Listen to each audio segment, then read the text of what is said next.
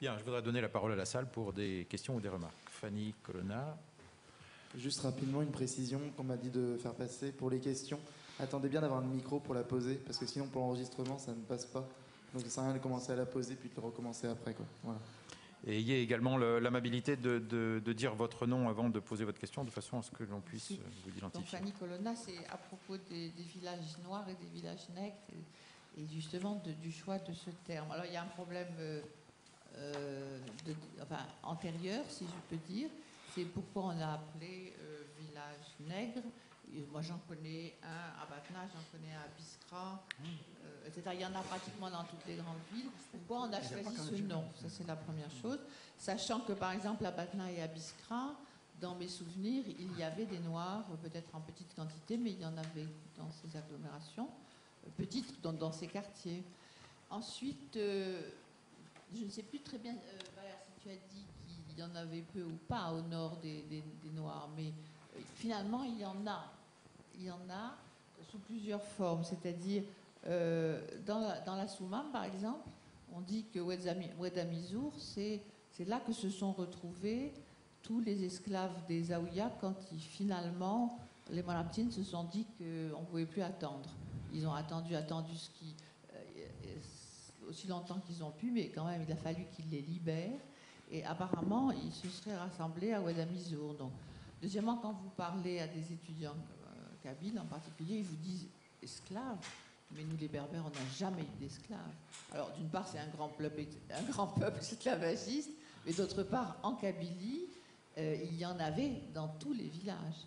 Et on a des raisons de penser que la caste des bouchers, des forgerons, etc., une certaine espèce, et ça se retrouve en ville d'ailleurs, dans certaines professions, il y a une forte coloration foncée des gens qui tiennent ces...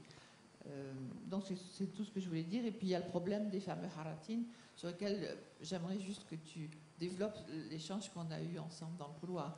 C'est-à-dire le problème de l'origine absolument certaine. Bon, c'est à toi, vas-y, puisque c'est toi le spécialiste. Il y a 20 ans, on pensait que tous les Noirs étaient des descendants d'esclaves. Maintenant, on sait que non.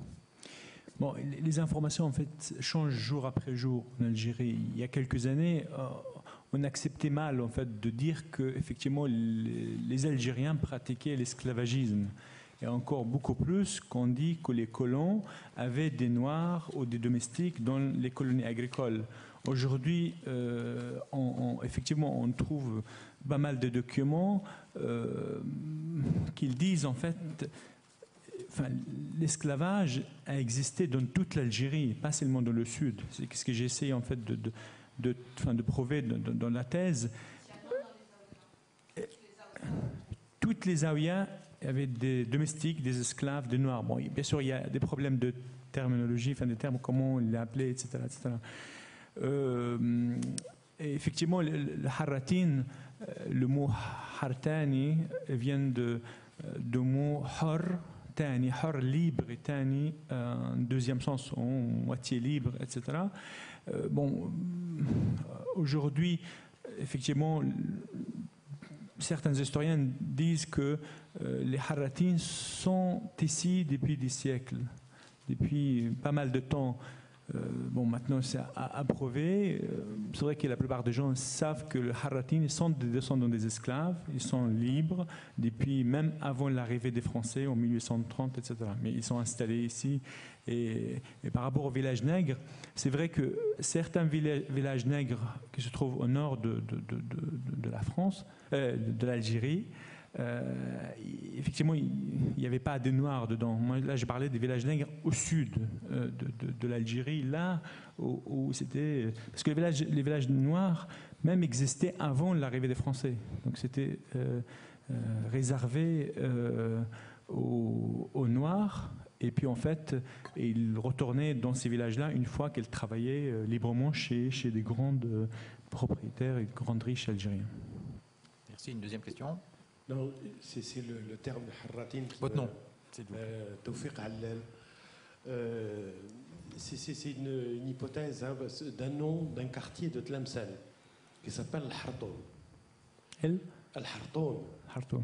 Hartoun, je vous suggère quand vous venez en Algérie d'aller visiter Tlemcen, qui est une vieille cité. Au même titre, ça me fait de la transition pour poser la question à Madame Anna Bozzo. Vous entendant décrire Constantine, je suis originaire de la diaspora tlemcenienne, c'est l'histoire qu'on nous raconte à propos de Tlemcen. La configuration, cette configuration-là d'un vieux centre urbain. Et comme c'est à la frontière, ça me fait penser aux villes marocaines, Fès, Meknès. Et ma question est la suivante, c'est-à-dire dans la détermination de ce vieux centre urbain, il me semble qu'il faut tenir compte des éléments diasporiques, c'est-à-dire que la maintenance de ces centres urbains, le côté permanent, se perpétue à travers des diasporas qui, sur 3-4 générations, ne se sont jamais identifiés à la ville où ils se sont installés. Et là, dans le cas de la diaspora tlemcenienne, elle est allée jusqu'à Damas, à Istanbul, des choses comme ça. Voilà, je voulais juste vous attirer l'attention et quelque sorte équilibrer entre l'Est et l'Ouest pour dire que c'est un phénomène pas seulement de l'Est, puisque au point de vue personnage historique, comme chacun le sait, Messa El Hadj était de Tlemcen. Merci beaucoup. Une question au milieu, il faudrait pouvoir passer le micro. Monsieur au t-shirt bleu. Oui, je voulais poser une question à René Galissot sur la question du mouvement ouvrier. Vous avez montré le lien qu'il y avait entre le mouvement ouvrier français et le Maghreb. Vous avez aussi parlé de nationalisation du mouvement ouvrier. Et ma question, c'est ne faut-il pas considérer qu'à partir de 1962, il y a une modification fondamentale, une modification de nature de l'UGTA, et dans la mesure où elle devient une sorte de rouage de l'appareil d'État, peut-on considérer qu'il s'agit encore d'un syndicat ouvrier au sens propre du terme? C'était une question posée par Madame Excusez-moi, Madame Bertrand. Merci.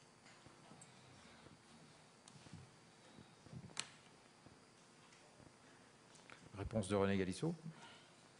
Je réponds tout de suite, là Ah oui, non, mais c'est évident, la modification de 1962, mais ce que j'ai voulu montrer, c'est que c'était préparé, que la formation du syndicalisme d'encadrement en 1962, il devient d'État, bureaucratique, diplomatique, etc. Mais c'est la préparation qui me semble intéressante. C'est comment la préparation a à la fois une signification sociale et une signification dans les rapports politiques. Et comment elle se produit dans la nationalisation du mouvement, si j'ai pu dire. La nationalisation du mouvement, puisque les Algériens sont largement majoritaires dans le mouvement syndical, et parce que c'est l'aspiration nationale, disons pour simplifier, qui devient le motif de contestation ou de lutte. Alors là, c'est intéressant de voir, pratiquement, il faut couvrir l'espace, disons, 1945-1962. 1962, vous avez raison, c'est la réalisation. Merci. Une autre question? Oui, je me suis M. Boblin. Je voudrais intervenir, non pas en qualité d'historien que je ne suis pas, mais en tant qu'habitant de Constantine, où j'ai vécu pendant toute mon enfance, mon adolescence et ma jeunesse. Alors, je n'ai pas beaucoup reconnu Constantine à travers ce que j'ai entendu dire sur Constantine. Premièrement, lors de la percée du mur de Constantine, lors de la brèche qui a été occasionnée par les canons de la Mauricière, immédiatement, l'armée s'est installée dans Constantine, après des pillages d'ailleurs nombreux que des officiers de l'armée qui ont participé à cette action décrivent très largement, mais ils se sont installés, évidemment, au seul endroit où ils pouvaient s'installer, là où les janissaires étaient précédemment, dans la Casbah. Il n'y a aucun plan préétabli d'invasion de Constantine par les militaires. Et comme ça ne suffisait pas pour leur cantonnement, ils sont installés également, un peu plus tard, sur le plateau du Mansoura, à Sidi Marouk supérieur. Mais il n'y a jamais eu vraiment de plan destiné à détruire la Médina, à détruire la vieille ville, etc. D'ailleurs, ce qu'il faut remarquer en Afrique du Nord, toutes les Médinas ont subsisté. J'étais récemment à Sousse, en Tunisie, le mois dernier, à Tunis, en Tunisie, le mois dernier. Les Médinas sont remarquablement bien conservées, entières, et il n'y a aucun problème. Par contre, je suis allé à Constantine au mois d'avril, et je dois dire que le quartier de la Souika et malheureusement est en train de s'effondrer. Est en train de s'effondrer par manque d'entretien. Hein. Mais la Médina est restée à peu près ce qu'elle était, sauf évidemment que les 600-800 premiers Français qui se sont installés, Français ou Maltais ou Italiens, qui se sont installés à Constantine dans le sillage des troupes d'invasion, se sont installés progressivement autour de la brèche qui avait été faite dans les murs, et notamment dans le quartier situé entre la Casbah et la place de la Brèche, où ont été construites la préfecture, la mairie, etc., un quartier européen. Alors, d'autre part, il y a eu effectivement des aménagements, il y a eu des percées faites dans la vieille ville, exactement comme il y en a eu à Marseille et à Paris, sous le baron Haussmann. Hein, c'est à la même époque qu'on a fait de grandes percées dans le tissu ancien. À Marseille, on n'a pas hésité à traverser l'Acropole, à creuser l'Acropole pour faire l'avenue de la République. On a procédé de même. Et d'ailleurs, au cours de cette opération, effectivement, une zaouïa qui se trouvait près de la médersa a été un peu écornée. Mais pas du tout la grande mosquée. La grande mosquée qui se trouve place des Galettes, derrière le théâtre, n'a pas été touchée. Elle est restée strictement intacte. Voilà ce que je voulais apporter comme précision. Alors, il est évident aussi que le quartier, une fois qu'on a fait cette percée de la rue nationale et de la rue de France, on a coupé effectivement le quartier en deux, et même peut-être en trois, quand on a fait la rue Caraman, actuellement Titouche Mourad, je crois, la rue nationale et la rue s'appelant maintenant, je crois, Ben Mehdi. Donc, on a coupé effectivement le tissu urbain ancien en trois. Alors, le quartier qui était situé sous la Casbah et vers la rue nationale, c'est resté le quartier juif. Ce quartier que les juifs occupent depuis bien avant la conquête de Constantine, depuis que le bey leur a accordé en récompense de leur loyaux services une partie de la ville, hein, pour en user absolument comme ils voulaient. Je crois que c'est ça l'abbé, je n'en suis pas très sûr, hein, je ne suis pas historien, je peux me tromper. Bon, et le quartier situé entre la rue nationale et le Rumel, lui, est resté tel qu'il était, avec ses quartiers spécialisés d'artisans et autres. Il n'y a pas eu véritablement d'atteinte au tissu urbain autre que la partie effectivement située entre la place de la Brèche et la Casbah, qui a été occupée par des constructions européennes. Par contre, l'extension de la ville, elle, s'est faite effectivement quand on a rasé le Koudiat sur le plateau du Koudiat, puis en direction de Saint-Jean, et quand on a reconstruit le pont d'El-Kantara, qui avait été détruit par les troupes françaises qui marchaient au pas sur ce pont, il n'était plus très solide, et quand il a été reconstruit, de l'autre côté, on a reconstruit effectivement El-Kantara comme un quartier européen. Mais on a autant que possible évité de trop mordre dans le tissu urbain ancien. Voilà ce que je voulais apporter comme précision, mais je vous dis en qualité d'habitant de Constantine qui a constaté les faits. C'est une des caractéristiques de l'histoire urbaine que de voir qu'il n'y a pas de ville unique, mais il y a toute une série d'images qui sont susceptibles de superposer selon le regard qu'on porte sur les agglomérations. Madame Bozo, vous voulez réagir à cette remarque? Oui, je veux dire que monsieur a eu l'honnêteté de dire je ne suis pas historien, je peux me tromper peut-être. Bon, ce matin, on nous a rappelé qu'il ne faut pas confondre l'histoire et la mémoire. Donc, je n'ai pas grand-chose à dire, sauf que, par exemple, le pont d'El-Kantara n'a pas été détruit par les troupes françaises, il s'est effondré. Et voilà, et donc il a été reconstruit de manière très rapide, avant l'arrivée de la visite de Napoléon III en 1865. Je peux dire que c'était à l'époque l'unique pont et la ville n'avait pas encore commencé à s'étendre de façon tentaculaire comme cela a été par la suite. Sauf dans les années 30, nous avons déjà 6 ponts. Alors vous voyez, le problème c'est que dans le rétablissement d'une histoire urbaine, il y a des temps très longs et justement il y a aussi des techniques qu'il faut garder à l'esprit. Moi, j'ai voulu tout simplement dire par mon intervention qu'il n'y avait pas la possibilité à Constantine de pratiquer une ségrégation spatiale à l'intérieur du rocher et que les gens étaient très serrés et que cela a donné lieu à une société encore plus violente, encore plus, je veux dire, traversée par des tensions qu'ailleurs on n'a pas connues. Les cas de Tlemcen, évidemment, n'est pas les mêmes. Je voulais tout simplement souligner que la ville de Constantine par choix de ses occupants, a gardé son rôle central, c'est-à-dire situé au cœur de la Médina, au cœur battant de la ville. Et donc, quand vous m'évoquez Tlemcen sur laquelle je n'ose pas intervenir parce que je ne la connais pas, mais quand vous m'évoquez Fès, par exemple, Fès, il y a la Médina de Fès a été préservée par Lyautey en construisant une ville neuve où les Européens faisaient leurs affaires. Et la Médina a été préservée dans un Moyen-Âge qu'il a complètement déclassé et qui n'a pas permis à ses habitants d'évoluer au même rythme des temps, comme cela a été le cas pour la société constantinoise. Excusez-moi, non, on a une autre prise de parole ici.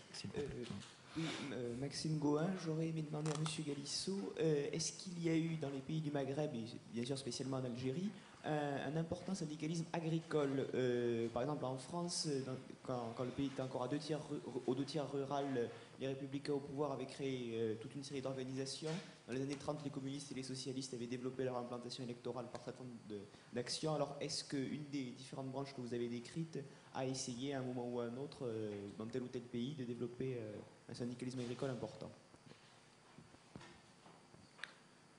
Alors, vous savez que les syndicats nationalistes, qui n'étaient pas particulièrement formés par des gens qui venaient de la campagne, mais également par des employés, des instituteurs, etc. Bon, les syndicats nationalistes, que ce soit l'UGTT, l'UGTA et parfois même l'UMT au Maroc, ont crié très fort que la CGT n'avait jamais syndicalisé les ouvriers agricoles. Et ça a été répercuté dans tous les programmes, y compris, c'est dans le programme de la Soumam, et c'est une des accusations assez répétées et assez virulentes de Fanon. Mais on oublie toujours que Fanon l'adresse pas seulement au Parti communiste ou à la CGT, il l'adresse au Parti nationaliste. Donc, c'est un problème polémique, je voulais dire. Mais c'est pas une raison pour ne pas le traiter. Bon, alors, ce qui est particulier, c'est que, notamment en Algérie, il y a une entrave au développement du mouvement ouvrier agricole. Pourquoi? Parce que la main-d'œuvre agricole est un formidable mouvement migratoire incessant, si je puis dire, puisqu'il faut toujours rappeler que, pas seulement dans l'Oranie, mais avec d'autres populations dans le reste du Maghreb, c'est les saisonniers espagnols venant d'Espagne, plus ensuite les déclassés venant d'Espagne, femmes comprises avec famille, qui ont formé la main-d'œuvre agricole. Et que les Algériens n'apparaissent dans la main-d'œuvre agricole que, disons, au XXe siècle pour aller très vite. Et vous avez, avec des décalages chronologiques, des choses semblables en Tunisie et au Maroc, et vous avez le fond migratoire propre, car l'Afrique du Nord n'a pas toujours eu ses frontières fermées. Il faut les États nationaux pour fermer les frontières. Les frontières d'État national, ça fait des réfugiés et ça fait des clandestins. Tout le monde sait ça. Enfin, tout le monde le constate. Tandis que l'Afrique du Nord coloniale, c'était une Afrique du Nord de circulation. Donc, vous trouviez les mineurs du sud tunisien, ben, ils venaient du Rif ou ils venaient du Souf, bien sûr algérien qui n'est pas très loin, mais ils venaient du Rif, ils venaient du sud marocain, etc., du Moyen Atlas. Vous aviez donc une circulation, non seulement par la migration coloniale, à la fois fixe et saisonnière, très importante la migration saisonnière, on l'a oublié. la majeure partie des Espagnols ont longtemps été saisonnières. Bon. Et vous aviez ensuite une immigration, disons, maghrébine, au sens des régions internes du Maghreb. Si bien que il y a des manifestations, des révoltes agricoles, des manifestations, mais il n'y a pas l'organisation d'un mouvement ouvrier, sinon de façon tardive. Bon. Et bien sûr, là, il y a l'énorme responsabilité des pratiques coloniales. En 1962, en Algérie, à côté de Koléa, j'ai vu encore des intendants de colons payer les cueilleurs d'oranges en leur distribuant simplement un lot d'oranges. Vous vous rendez compte de la pression, de la rémunération, si l'on peut dire, du travail. Bon. Et sur les ports, c'était pire, bon, etc. Donc c'est tardivement qui va se constituer un mouvement d'ouvriers agricoles. Bon. Et ce mouvement ouvrier agricole apparaît au moins à deux moments. Il apparaît avec les grèves de 1936, car les grèves de 1936 ont été différentes suivant les pays du Maroc, les pays du Maghreb, mais en Algérie, curieusement, c'est les grèves qui se sont étendues de Bougie, Béjaïa à travers la Kabylie, et c'est les grèves de la viticulture, donc au sud d'Oran, entre Oran et Tlemcen, pour grossir, qui sont apparues, qui est montée. Alors, la vieille CGT, la CGT se réunifie à ce moment-là. Les communistes de la CGTU reviennent à l'intérieur de la CGT, qui est tenue par des instituts socialistes, il ne faut pas rigoler. Bon. Donc, et alors ils ont peur. Ils ont peur de cette apparition des ouvriers agricoles. Alors, Pierre Fayet, qui est l'envoyé communiste de la CGT française en Algérie, a une idée qui est très très bonne. Enfin, une idée, il a une pratique, disons. Il va créer des groupes de syndicalisme agricole, parfois il appelle ça syndicalisme agricole ou syndicalisme paysan. Ils vont être alliés à la CGT, mais ils ne sont pas membres de la CGT puisque les instituts socialistes ne veulent pas voir arriver les ouvriers agricoles. Donc vous avez un moment de syndicalisation intéressante, là, à la faveur des grèves de 1936. Et vous avez surtout cette formule, je dis que c'est Fayet qui l'a inventée, il l'a pratiquée. Bon, Angonin a pratiqué la même en Oranie. Bon, les groupes d'ouvriers agricoles qu'il appelait des groupes paysans. Alors, le deuxième temps, ce sera bien après 1945 souvent, mais ce sera plus au début des années 50, quand le Parti communiste algérien, avec toujours la CGT bien sûr, va tenter de remettre en place des groupes paysans. Alors ce qui est remarquable, c'est que ces groupes paysans, on les trouve à nouveau dans deux régions très caractéristiques parce qu'elles vont entrer presque directement dans l'armée de libération. On les trouve au pied de l'Aurès, si je puis dire, au pied des Aurès. Bon, et ils vont passer, même communistes, ils vont passer au maquis de l'Aurès, et on les trouve au sud de Tlemcen, au nord de Tlemcen, à nouveau dans les zones agricoles, y compris à des cartes qu'on appelle maintenant Bimbadis, qui est un centre viticole important. C'est amusant. Et ces groupes paysans, effectivement, vont donner les vrais premiers maquisards. Ils ne sont même pas passés par les combattants de la libération du Parti communiste. Voilà. Je suis désolé, mais il nous reste une petite pause de 17 minutes avant la reprise, donc à 17h dans l'amphithéâtre ici. Merci.